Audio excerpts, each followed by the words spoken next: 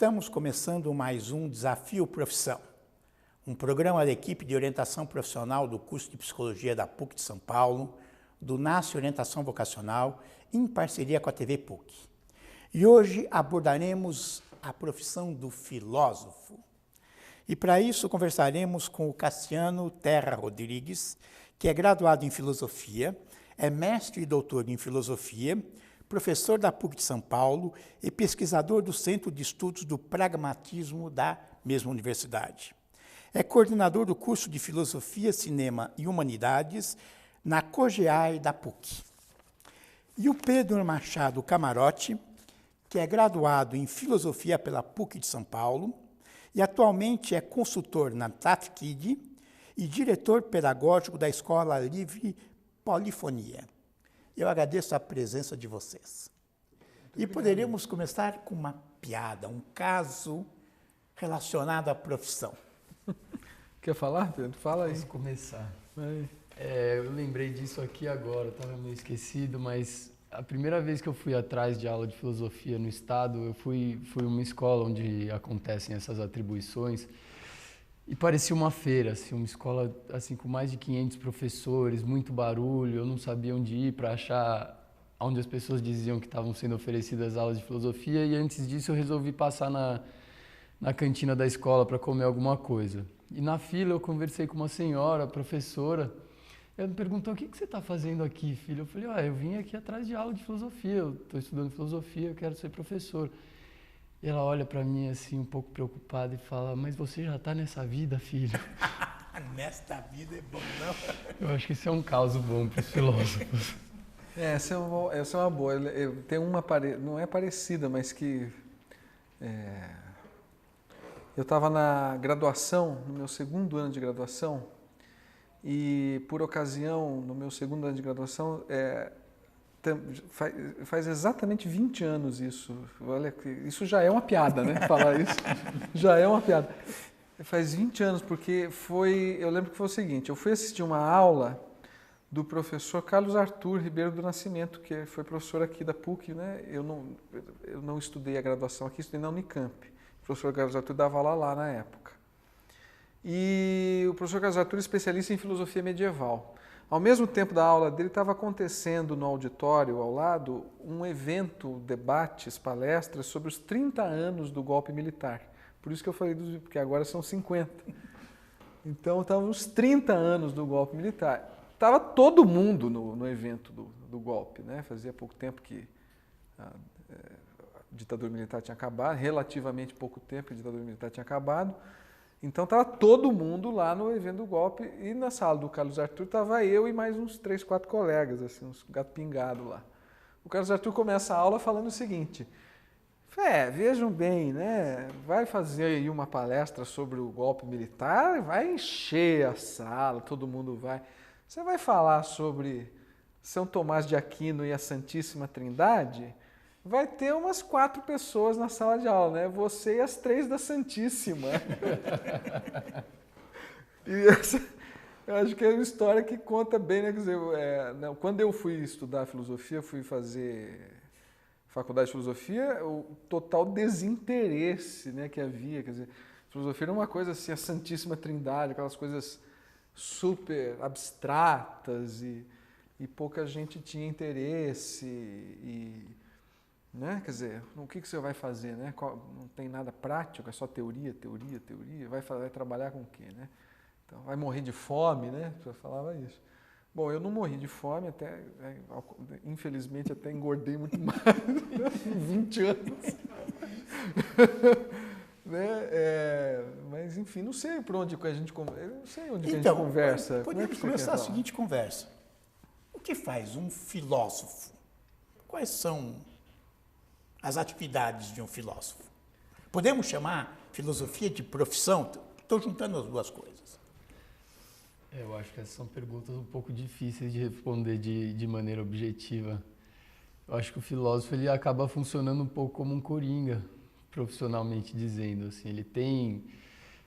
Quando você sai da graduação, se você faz a licenciatura, você tem aí 2 caminhos traçados muito claros. Ou você vai ser pesquisador e segue a carreira acadêmica, ou você vai dar aula no estado ou numa escola particular, se você tiver bastante sorte de ter alguma indicação, enfim. Mas, de todas as formas, eu acho que o filósofo, ele, no caminho de formação dele, ele adquire habilidades, algumas capacidades cognitivas, discursivas, de pesquisa e de um pensamento sistêmico, de construções de visão de conjunto que permitem ele entrar em outros campos que podem se beneficiar disso, né? Então, objetivamente, eu diria, eu acho que um filósofo ele trabalha com textos, ele trabalha com pesquisa, ele trabalha com aulas, mas dentro de outros campos de possibilidade que vem se abrindo hoje em dia por conta de uma mudança no mercado de trabalho, que ele já não é tão... ele já não estabelece uma relação tão específica entre a formação e a atividade que a pessoa vai desenvolver, eu acho que por isso você tem um pouco mais de abertura para achar aí trabalho em outros lugares. Eu acho que tem uma coisa importante aí que o Pedro lembrou, que é assim, falando da minha experiência, né, quando eu entrei na faculdade, a perspectiva era única e exclusivamente a docência, seja no nível do ensino médio ou no nível superior. E muito mais restrita também, porque eram poucas as escolas de ensino médio que tinham filosofia. Depois, com a volta da filosofia ao currículo escolar, o mercado naturalmente se expandiu, apesar de ainda estar muito pouco desenvolvido no Brasil, né? Nunca é demais lembrar, tem muitas escolas que acham que filosofia não é importante, ou então ainda existe o pensamento de que a filosofia é só mais uma disciplina no currículo. Eu não vou entrar no mérito dessa discussão aqui, porque, de fato, né, quer dizer, você técnica, né, você pode ter um currículo cheio de disciplina e todas lindas e não funcionar, né? Mas o fato é que tem muita escola tem escolas que sequer contratam o professor de filosofia, né? Ou é algum outro professor da escola que dá aula, ou então tem escolas que chegam ao cúmulo de colocar uma televisão com um curso, com um DVD de um cara, quer dizer, então isso é um absurdo, né? Quer dizer, que se o Brasil tivesse alguém para fazer cumprir as leis, as coisas iam bem melhor. Mas como a gente vive, né? A gente sabe como é que é a situação no Brasil. Então, esse é um mercado que está em expansão, o mercado da docência, né? Quer dizer, a demanda existe. Eu acho que não só pelo número de profissionais, de professores licenciados em filosofia, mas também por uma qualidade de formação. Acho que isso é importante. Acho que o Pedro está aí na escola, né, no projeto da polifonia e tal, sabe muito bem disso. Acho que durante muitos anos e a gente está vivendo uma situação em que a sociedade brasileira não aceita simplesmente mais uma escola ruim, né? Quer dizer, tem uma demanda por qualidade em todos os níveis. Então acho que nós estamos falando que o campo de trabalho é o professor. Então, podemos dizer que a profissão é professor de filosofia. Mas vou voltar uma questãozinha só para provocar. Não, filosofia é profissão?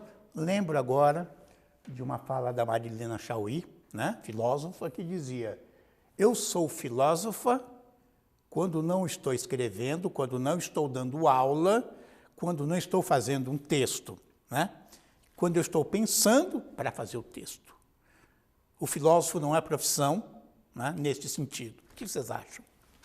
Olha, eu acho o seguinte, eu acho que o professor de filosofia é uma profissão, sim. Inclusive, são todas as outras carreiras na universidade. Existe uma tendência na carreira universitária a privilegiar a pesquisa em detrimento da docência. Tem muito professor que não gosta de dar aula. Eu conheço, tem vários colegas meus que dizem que preferem seguir a carreira acadêmica para poder estudar o que querem estudar e dar aula é um pedágio, digamos assim. Eu discordo totalmente disso. Agora, existe uma questão, profissionalizar a experiência intelectual, a experiência do pensamento que a filosofia proporciona, é um debate filosófico. O problema da filosofia como profissão, ele se coloca desde o início da história da filosofia. O Sócrates nunca escreveu nada. A gente conhece o que Sócrates diz pelo Platão, pelo Xenofonte. Agora, o Platão abriu uma escola. Aristóteles foi aluno da escola de Platão e também abriu uma escola. Então, a relação entre docência e pesquisa, ela se dá desde a origem da filosofia. Não estou dizendo que essa essência se manter, não é isso, não estou essencializando. Mas eu acho que não podemos separar tão como se fosse uma coisa totalmente distinta da outra. Inclusive porque, na minha concepção, eu acho que é o seguinte, o objetivo da pesquisa é o aprendizado, é o aluno, é o estudante. Quer dizer, porque fazer pesquisa e se colocar numa torre de marfim, ficar discutindo as grandes questões da humanidade, e se colocar, não, porque eu pesquiso, quais são as grandes questões. A filosofia não tem grandes questões, a filosofia tem as questões das vidas das pessoas, da vida humana, é a reflexão sobre o nosso lugar no mundo, qual é o papel que eu tenho que exercer na minha vida, como é que eu vou me comportar com os outros, como é que eu penso melhor. Né? E isso são, como disse, né? Você pode exercer esse tipo em qualquer área. Né? Então, gosto de pensar sobre o mundo, sobre as questões importantes do mundo. É um bom critério para pensar em fazer filosofia? Eu acho que sim. Eu acho que você tem que ter, apesar de não ter sido esse tipo de coisa que me fez escolher a filosofia, eu escolhi sem saber direito o que eu estava escolhendo, para não escolher o cursinho e para ir para uma área onde eu gosto de escrever e gosto de ler. Essa foi um pouco a minha justificativa. Mas eu acho que relativo a esse mundo da filosofia, você precisa ter algum gosto dentro dessas coisas. Que seja um gosto por pensar, um gosto por desenvolver críticas em relação às coisas que acontecem com o mundo, ou que seja um gosto por leitura, por escrita, por esse tipo de exercício, que é um exercício solitário, em muitos aspectos individual, em outros ele pode ser coletivo, mas que é um exercício do filósofo. Tem uma parte disso que você precisa se comprometer pessoalmente com um caminho de aprendizado, e eu acho que é muito oportuno o que o Cassiano estava dizendo, porque eu acho que uma pessoa ela vira filósofa mesmo, por um lado, quando ela tem coragem de dizer isso para os outros, porque não é a coisa mais fácil, mas eu acho que por outro, quando ela começa a aplicar de alguma maneira tudo aquilo que ela acumulou. E a gente tem uma relação muito direta com o ensino, né? Então, a pesquisa, ela orienta um ensino mais qualificado, com mais profundidade, né? Mas eu acho que isso pode vazar para outras áreas. Eu acho que o filósofo tem que estar no mundo agindo de acordo com tudo aquilo que ele acumula de pensamento, porque eu acho que não vale muito esse fechamento do qual ele estava dizendo. Você falou, eu lembrei agora uma coisa interessante que eu li na internet aí esses dias. Você falou do mundo empresarial e tal, é um dado interessante que um dos cofundadores daquele site de relações, daquela rede de relações, aquela rede social, o LinkedIn, Thomas Reed, como é que é? Thomas, Reed, esqueci o nome dele, mas isso é fácil de achar. Claro. Um dos fundadores do LinkedIn, ele é graduado em filosofia. E eu fiquei sabendo também, nessa mesma reportagem que eu li, que não é só do LinkedIn, é aquele cara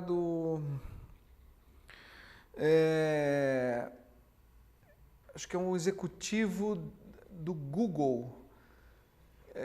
Esse é o... também esqueci o nome dele. Enfim... Sim, mas quer dizer, na área da internet, da informática, que é o que está mobilizando, né, grande parte da fascinação da juventude hoje, você tem nos Estados Unidos e na Inglaterra, né, quer dizer, era uma reportagem de um jornal, era o Huffington Post, pessoas que escolheram a carreira de filosofia. E veja, qual que é, eu acho que é a grande questão, né? Você escolhe a carreira de filosofia, vai estudar filosofia e quer seguir a carreira acadêmica ou não, enfim, mas você está fascinado com as grandes questões, digamos assim, né? Você está fascinado com a humanidade, né? Quer dizer, e aí você vai aprendendo durante a faculdade que não é bem, né? Que a humanidade não é tão grande assim, não merece tanta importância, mas quer dizer, você vai aprender a argumentar, vai aprender a pensar, quer dizer, a experiência do pensamento que a filosofia proporciona é a experiência da humanidade desde sempre, quer dizer, as grandes grandes dúvidas humanas, elas sempre são as mesmas, digamos assim. Quem é que eu sou, o que eu vou fazer, quem é o meu próximo, como é que eu me comporto com ele, que mundo é esse? Essas indagações são básicas, todo mundo tem desde criança, é que a gente se acostuma com as respostas que a gente recebe. Mas se você tem esse pendor, e acho que todo mundo que procura a carreira das ciências humanas tem um pouco essa... Alguma pergunta? Uma pergunta, uma dúvida, uma questão existencial, assim, uma implicatura existencial, né? Vamos, né? Para usar um palavrão assim, né? E daí, claro que desenvolvendo esses questionamentos e essas habilidades, esse tipo de... Né? Claro que o mercado vai olhar para você com... Olha, esse cara sabe... Né? O que estuda? O que estuda, o filósofo? Como é que é a graduação, né, de filosofia? Como é que se prepara? Um filósofo? Isso. Olha, estudando história da filosofia... Quer dizer, os pensadores. Os pensadores. Da história. Da história da filosofia. Isso é um... Né? E aprendendo, não para ter uma erudição, para saber assim, tal pessoa pensou tal coisa, mas sabendo reconhecer quais são os problemas que eles pensaram e por que é que aqueles problemas ainda são importantes.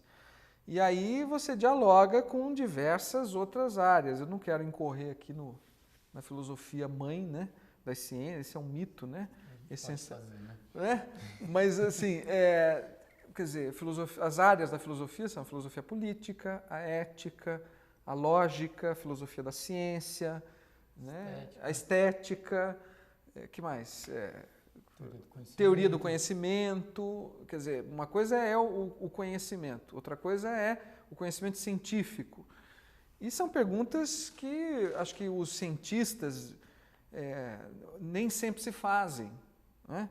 Um cientista ele não se questiona sobre a natureza do seu método, ele se questiona se o método funciona ou não para resolver né, aqueles problemas que ele tem que resolver no laboratório, no campo, sei lá. Então, a preparação é essa, você estuda a história da filosofia, é como literatura, eu costumo dizer nesse aspecto específico. Como é que as pessoas gostam de literatura? Né? Como é que o cara aprende a gostar de poesia? A pessoa, né, um estudante qualquer, aprende a ler poesia, gosta de poesia, ou de literatura, ou de teatro. Como é que se fascina? Porque leu, porque viu. Foi um dia ao teatro e assistiu uma peça de Shakespeare, de sei lá quem. Foi um dia para a aula de literatura, leu um poema da Adélia Prado e gostou. Na filosofia é a mesma coisa, você só vai conhecer a filosofia se você lê Kant, Aristóteles, Wittgenstein, Peirce, sei lá quem são os autores. Marx, Hegel. Você pode falar de todos eles. São Tomás de Aquino, daí vai ter só umas 4 pessoas. Sartre, né?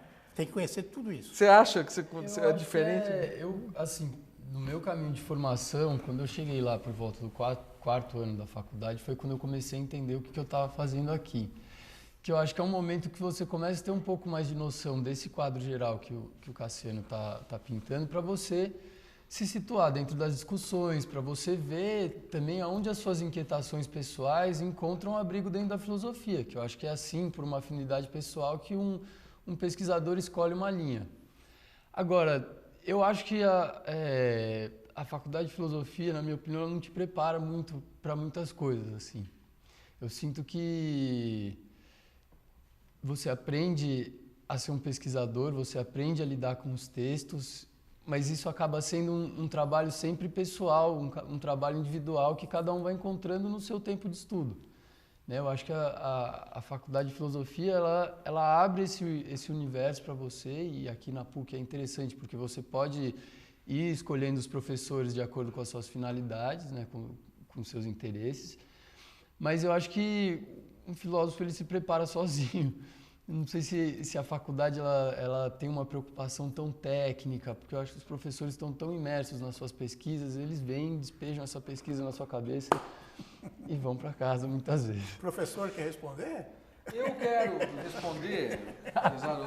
Uma provocação. Não, aceitando a provocação, eu acho que é isso mesmo. Eu acho que uma das grandes funções do professor, e não só do professor de filosofia, claro, mas eu acho que principalmente o professor de filosofia, Não que os outros não devam ter isso. Agora, se o professor de filosofia não tiver isso, eu acho que está faltando alguma coisa para o professor de filosofia. É botar minhoca na cabeça do aluno. Né? Mostrar para o aluno que estudar filosofia não é só uma questão de você aprender e ter uma erudição, assim, ser uma pessoa erudita, um cara que sabe muitas coisas, leu muitos livros. Isso é muito bonito, né? Mas eu disse uma vez uma coisa conversando com um amigo meu e isso ficou na minha cabeça. Eu lembro de uma passagem do Dom Casmurro, do Machado de Assis, que o Bentinho vai discutir a Guerra da Crimeia, aproveitando aí a Crimeia. O Beto Alves. Ele vai discutir a Guerra da Crimeia com um personagem que eu acho que é o Pinduca. E eles ficam discutindo a Guerra da Crimeia, e a mulher dele está com o Escobar, quer dizer, o cara fica discutindo a Guerra da Crimeia e não está vendo o que está acontecendo no nariz dele. Então não adianta nada você ser um baita erudito e não enxergar o que está acontecendo perto de você. E eu acho que o professor de filosofia tem que ter essa função. Você tem que mostrar, na graduação em filosofia, eu acho que essa é uma das funções. Quer dizer, você tem que mostrar para os alunos como é que você lê um texto de filosofia, como é que você lê o filósofo, como é que você fala, né, dos temas de filosofia, e botar minhoca e falar assim, e agora, o que você vai fazer com isso aí? Então, ficou muito claro, quer dizer, a tarefa do professor de filosofia, lembrando que existem aulas de filosofia dado por professores de filosofia em muitos outros cursos universitários, além da filosofia, a psicologia, a pedagogia, o direito. Eu mesmo dou aula aqui em várias faculdades, no direito, administração. Serviço social, muitos cursos, quer dizer, seria um mercado aí. Mas além disto, quer dizer, hoje a gente tem ouvido falar, pelo menos algumas matérias de jornal anunciam que os filósofos estão se aproximando do planejamento empresarial, industrial. Você tem uma empresa, né, que tem o nome de Polifonia, né, nome interessante, que propõe isso. Conte um pouco essa ideia. Eu acho que essa ideia ela veio um pouco, talvez, vem de um incômodo com a minha formação acadêmica, de não encontrar muita vazão prática para todas as inquietações que eu tinha. Você tinha ali a política estudantil, né, os centros acadêmicos, onde você podia atuar, mas já num espaço bem viciado nas suas práticas e muito relacionado com partidos, então um pouco aparelhado por essas coisas. E você tem o campo discente, mas eu tinha interesse por outras coisas. Eu tinha interesse por projetos que fossem para o mundo, seja projetos desenvolvidos por alunos ou, enfim, projetos autônomos, mas que fossem projetos que tivessem algum resultado de transformação no mundo. Acho que vem de uma inquietação política, de uma vontade de fazer a sua parte, enfim, é difícil se posicionar em relação a isso, mas é relacionado com inquietações pessoais. E nesse processo a gente se juntou entre amigos e a gente conseguiu um anjo investidor aí que louco bastante para sustentar essa ideia com a gente. E era um pouco essa inquietação. Assim, a gente conhece pessoas brilhantes do universo acadêmico que conseguem fazer uma leitura muito clara da realidade, desmontam ela inteira, mas eles têm a sua atuação restrita a esse campo acadêmico e não saem dali de dentro. E a gente tem outras pessoas que são muito boas em fazer, elas realizam, elas fazem acontecer, movimentam comunidades, movimentam as pessoas, enfim, geram novas relações, novos valores, mas elas não têm essa profundidade que a filosofia tem, né? E esses outros campos mais humanos, digamos assim. E o nosso projeto, ele quer juntar essas duas coisas no tempo. A gente quer construir algum tipo nessa busca por qualidade na educação e por uma qualidade que esteja antenada no que está acontecendo hoje em dia e não só determinada por uma série de dispositivos disciplinares que vêm aí ao longo da história ocupando a educação moderna, né? Que a gente conseguisse, com o tempo, a gente sabe que, enfim, projetos de educação são projetos que precisam de um acúmulo de experiência, mas que com o tempo a gente conseguisse construir algum tipo de formação superior alternativa à faculdade, onde a gente tivesse a liberdade para trabalhar essas coisas para um público que trabalha e produz cultura e para um público que está preocupado com projetos de transformação social. É um pouco esse público que a gente quer juntar, e com uma formação que passe por essas capacidades de problematizar o presente, que digamos assim, se instrumente nas tecnologias da comunicação, porque isso é uma parte muito importante do trabalho, tanto para a produção do conteúdo quanto para a gestão da comunicação mesmo, mas que essa comunicação venha com uma expressão forte de dentro da arte, né? Então, essas coisas se relacionam na formação e, por fim, a gente tem a gestão aí dentro, que vem da área de administração e que hoje em dia vem encontrando outros tipos de tendências, né? Que é o que justifica a presença dessas pessoas em outras empresas também, mas que é também um braço forte da realização, né? De como você... O direito junta a visão ampla do filósofo e a problematização do mundo, a arte e a gestão. E a comunicação, porque é uma ferramenta de trabalho. As tecnologias da comunicação hoje em dia são ferramentas de trabalho muito essenciais, né? Muito bem.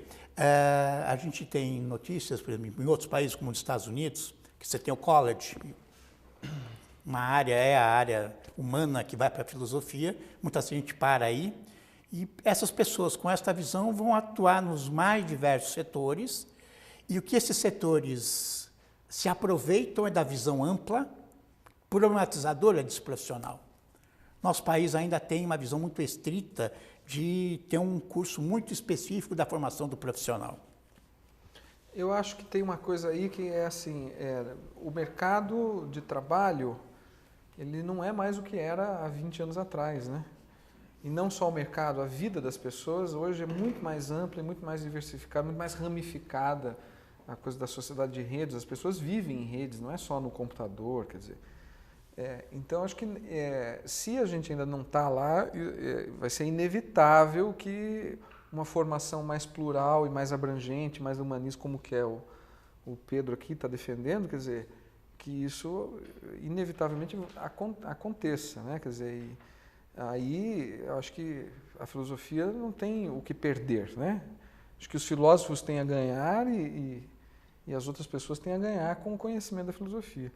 O que eu acho que o Brasil ainda está engatinhando e que eu acho que poderia melhorar era valorizar um pouco mais esse tipo de trabalho, né?